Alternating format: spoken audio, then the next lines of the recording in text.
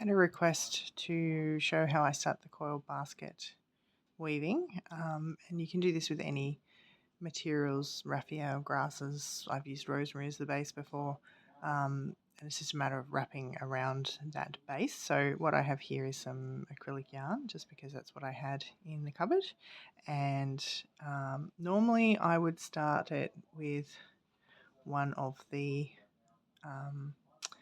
tail strands as the working strand, but because that's a little bit hard to see, I'm going to use a different colour to weave the wrapping around this base yarn. So we'll see that in a second. So I've got a yellow yarn that I'm going to add in, which will become my working yarn for this project. And the way I show you how we get started is we grab our ends, our base, if you like, and we give it a bit of a twist.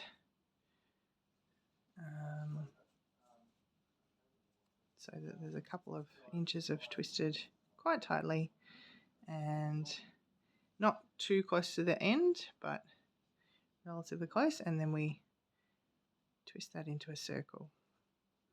And I hold it in my non-dominant hand because I find that makes life much easier, but that's entirely up to you which way you go. So for me, that's the left. So I'm going to grab this other coloured yarn just to show you. So it's in the loop, it's in the mix, but it just pretends it's the same colour if you want it to match in. I just need to be able to show you where the stitches are.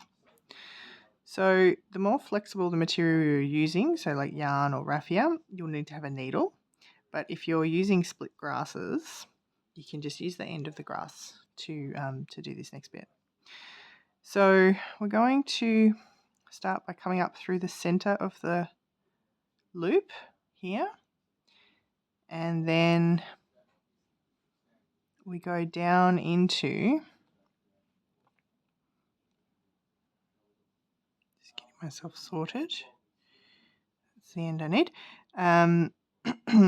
back down into the loop of the stitch that we've just made, so that you end up with a bit of a knot around your loop. And what we want to do with that knot is actually move it as close as we can to the end where the tail comes up.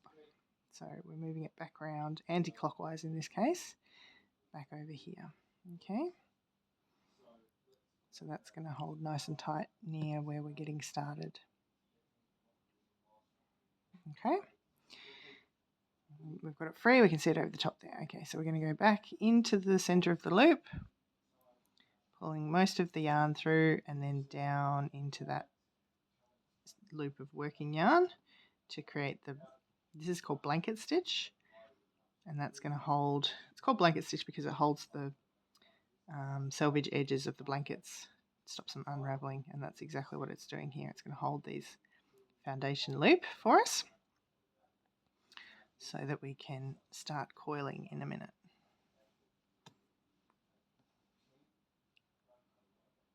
So you want to make sure those stitches come up nice and close to the previous stitch so that you're holding all of the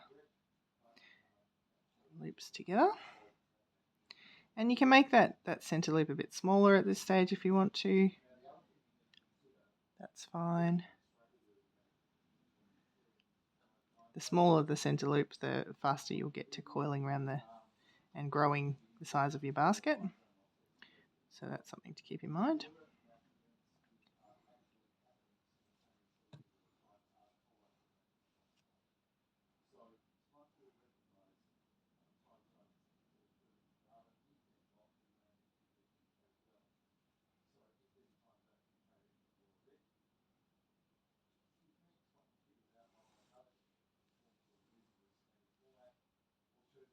Try not to have that back loop twisted when you make the blanket stitch.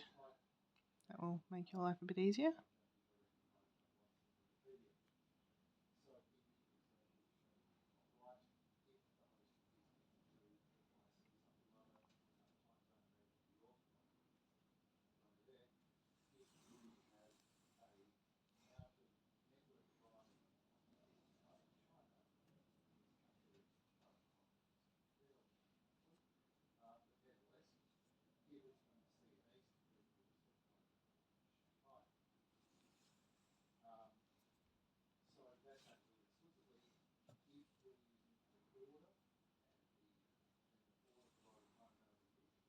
as you work, you'll be able to turn this coil with you, but in the beginning it's easier just to hold it steady and still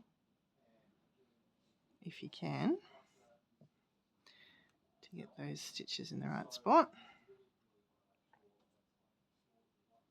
Because you need to go all the way around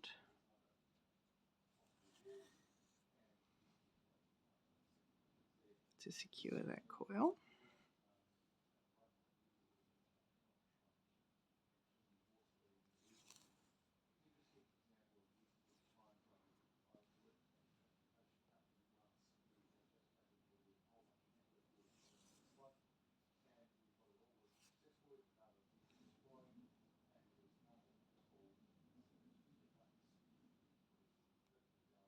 Okay. So we're nearly all the way there. What I'm going to do now is turn that over twice just to twist that end. So I'm still looking at the same side, but I can see now where the end of that loop is, a circle, foundation circle. And you don't have to do that, but whatever makes your life easier is going to help you in the long run. Okay, so nearly there.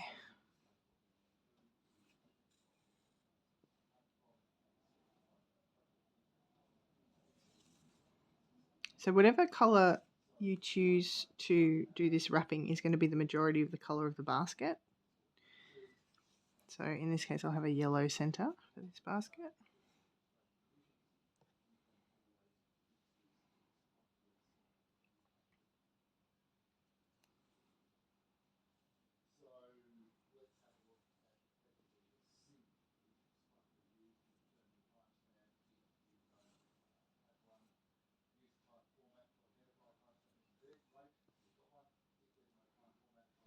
Okay, so what we're doing now is, as you can see, I've started to twist these base tail yarns, and I'm going to start moving the coil a bit more. You won't see the centre anymore because I'm going to put my thumb over that to hold it steady.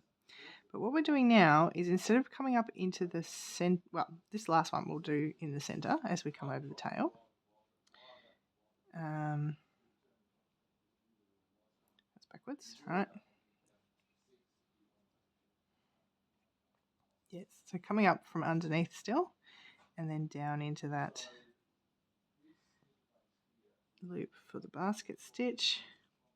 But what we're going to do is start to hold these tails against that center coil. Okay, so that when we get back around a little bit further,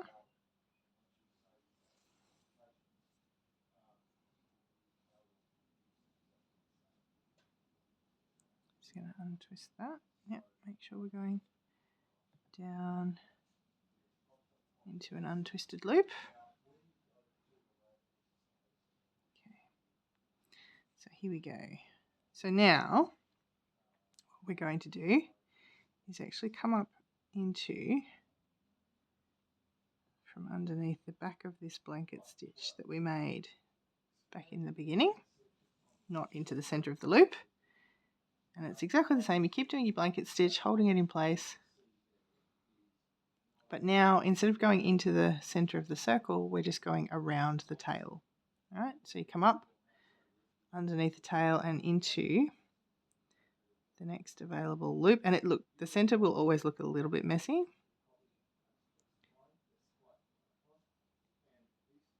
So don't stress. It gets neater as you progress.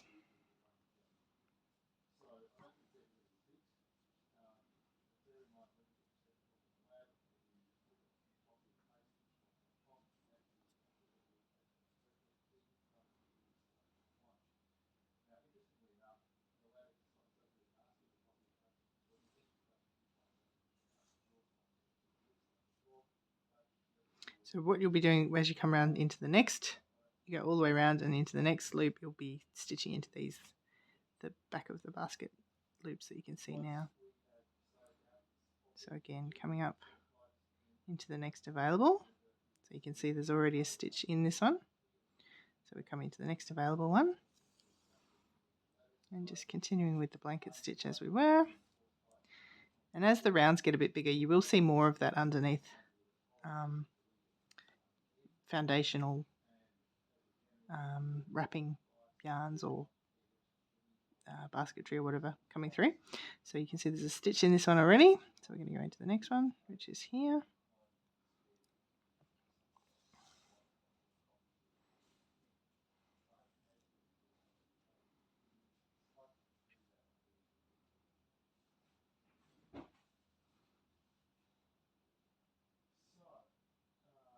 And again, there's a stitch in this one already, so we go into the next one, which is here.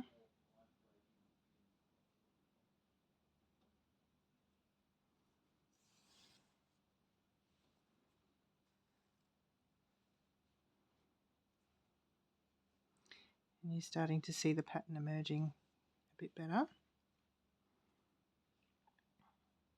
hopefully. So there's one in that stitch. So we go into the next stitch here.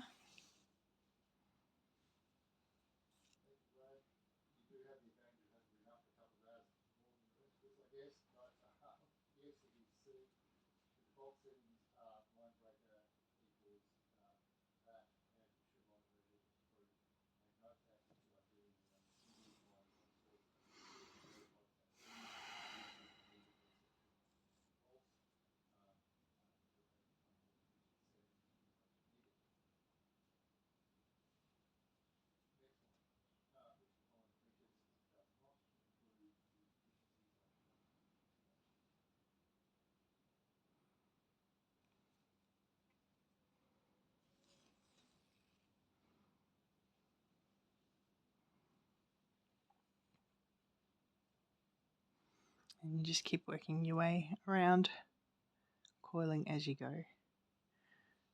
Coiling, coiling, coiling.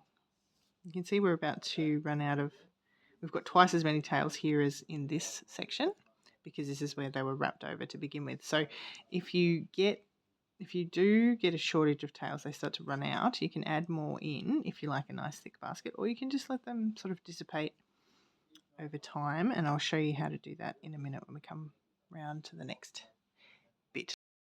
So we've finished the foundation round now, and you can see that it's getting much easier to see the stitches where you come up from underneath into that space to do your blanket stitch around the tail and hold it in place, because we're out of that really densely packed area and we've come through here now. You can see there's your stitch and there's your stitch and there's your stitch. So as I said, the centers are always a little bit messy, but we just keep going, keep practicing, and it will all, trust the process, as we all know how to do, and it will all come out all right in the end. And it doesn't matter if you do a couple of stitches into one stitch, you know, it's really not that drastic.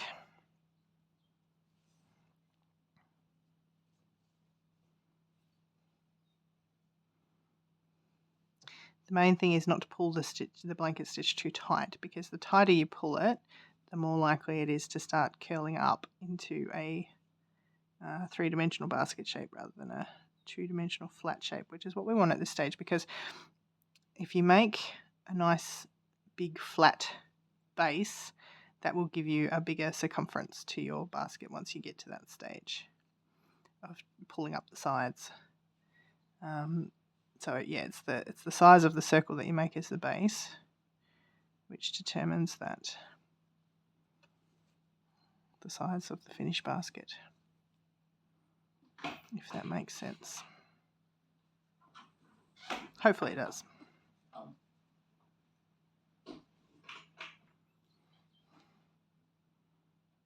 So not catching any of those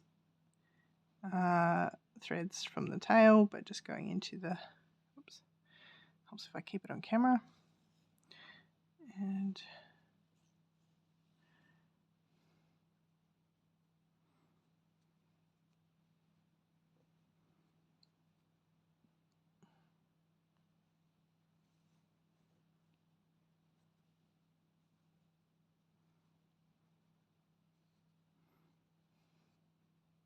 now, I was talking about before, you can either let these ends run out or you can come back in and double the thickness of your, to keep that nice fat wrapping.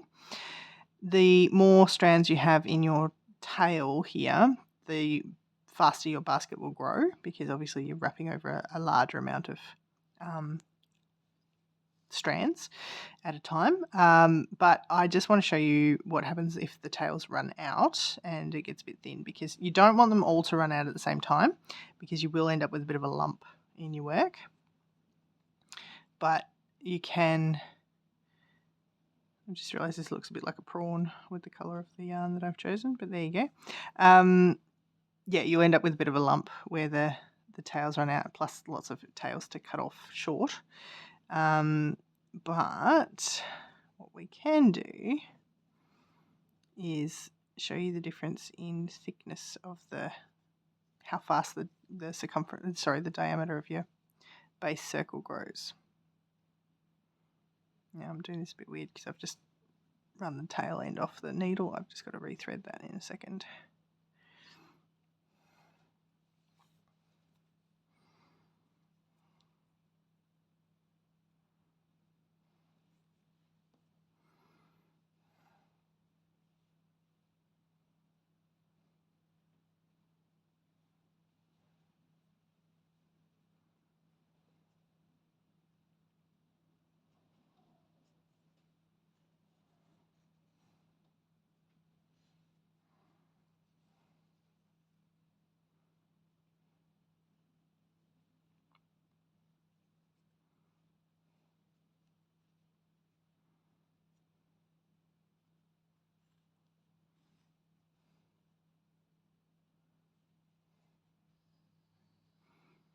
So you can see these shorter tails are starting to run out a bit, and they're getting a bit harder to pin down. So you won't see that once we go around the next layer, but just making sure that as you are getting to the end of some of these, you make sure that you're catching every single one of the tails under that blanket stitch, so that they're really secure and you don't have to worry about them. And again, this is where twisting your tail yarns here, like so, becomes a little bit easier. A little bit more constructive, because you can start to lay them down. You can see where the ends of those shorter tails are.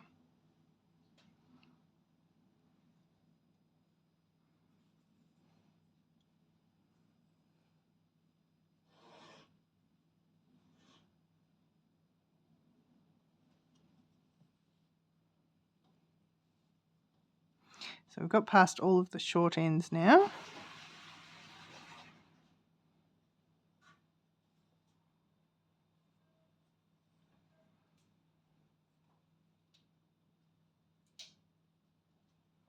And you can see the difference starting to emerge in how thick that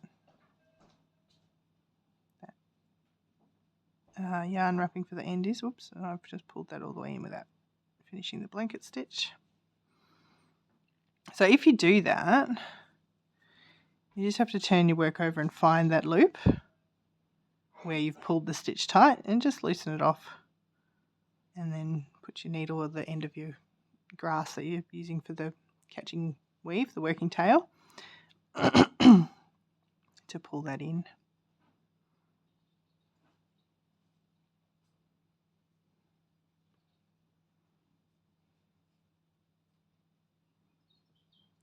So you can see the difference in the thickness of the two layers here. It's starting to emerge, as I said. So I'm just coming to the end of this yarn here now. So I'm just going to show you, you can either tie a knot in it, which is relatively simple and straightforward. If you're going to do that, I suggest a granny knot, which is the left tail over the right tail, and you tuck that under. And then you take the same tail, which is now the right tail, and lay it over the left tail and tuck that into the loop in the middle. All right? So right over left and under, left over right and under. And you get a beautiful strong knot that actually pulls against itself and doesn't move. And it's a very flat knot as well. So we'll weave these tails of the knot in as we go as well. So that's pretty straightforward. That's probably the easiest way to join on a new working yarn for yourself.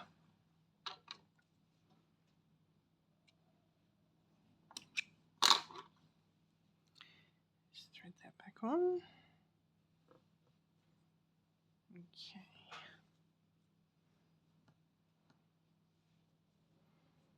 And we keep going.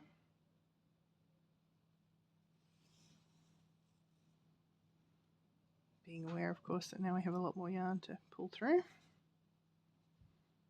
for each blanket stitch.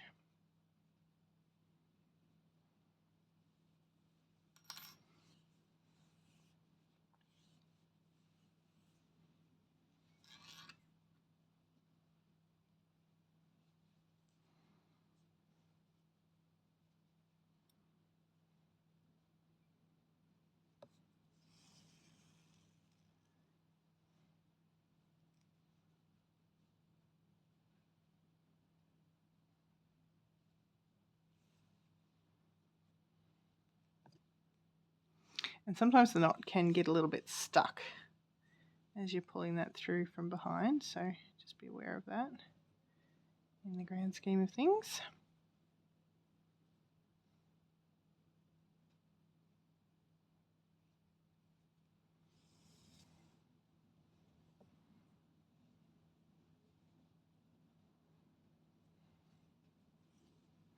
You might want to make sure that comes through before you start your blanket stitch so that you can pull it effectively.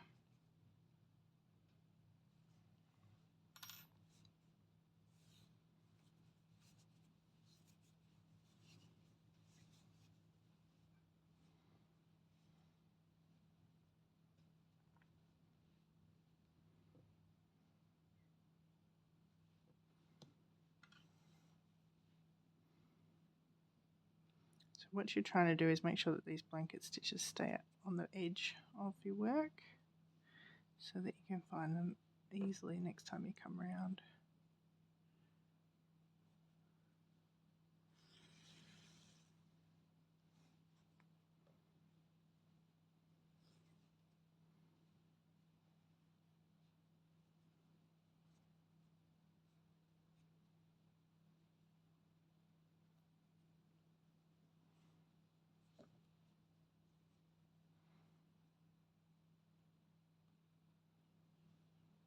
Like so.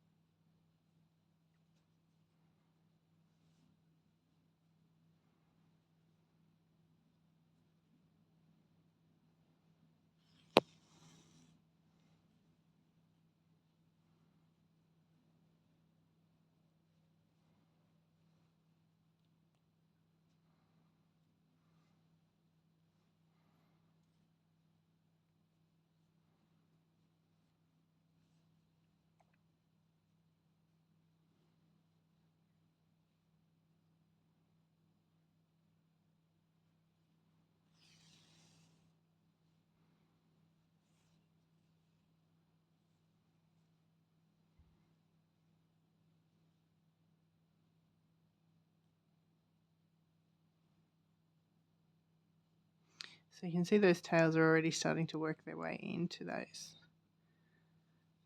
the work, so we don't have to worry too much about what that's going to look like when we're done. But if there's any leftover bits, we can always cut them off too. So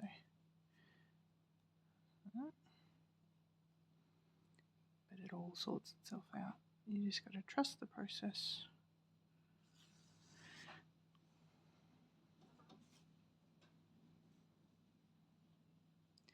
And And it's a very meditative process too.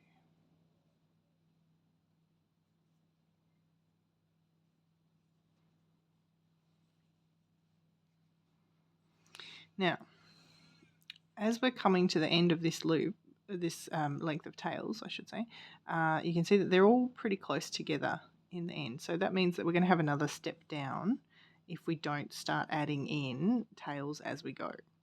All right, so you can see the difference in the thickness between this part of the loop and this part of the loop. So what I'm going to do now is just cut off another length. I can find the end. There it is. And it's up to you how long you want to make it.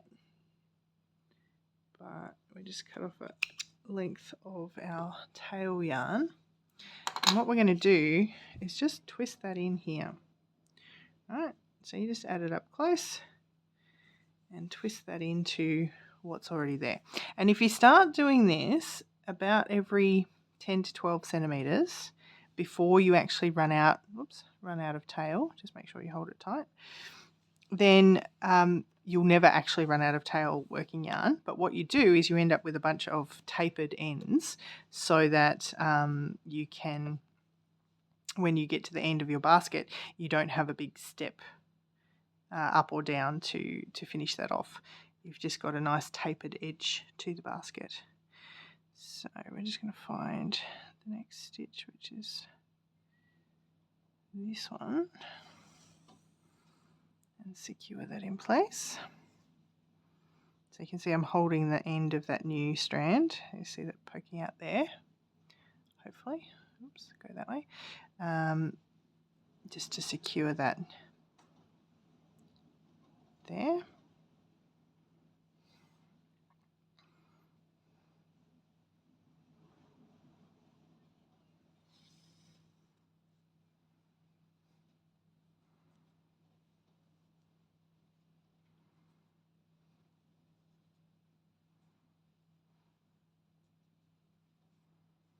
But you can also tie them in to the end of another strand if you want. But as I said, you'd need to taper off some of these so that you didn't get a whole bunch of knots in exactly the same place at the end. You might trim some of them back a little bit. That's why I like to do just add it into the bundle as you go. Oops.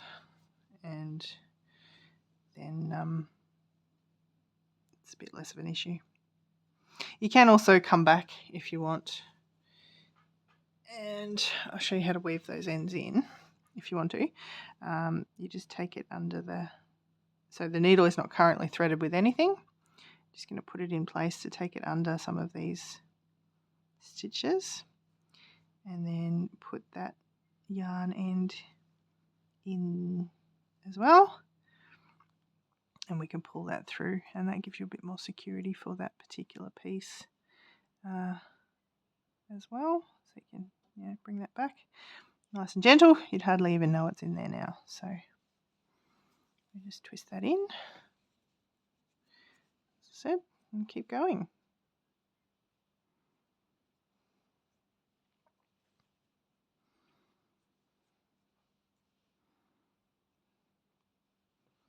Just as soon as I've rethreaded my working yarn.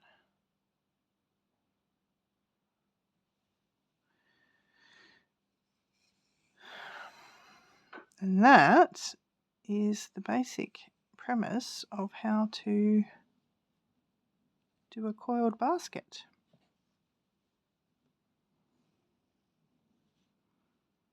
So I look forward to seeing what you bring to the next gathering if you give it a go, and enjoy.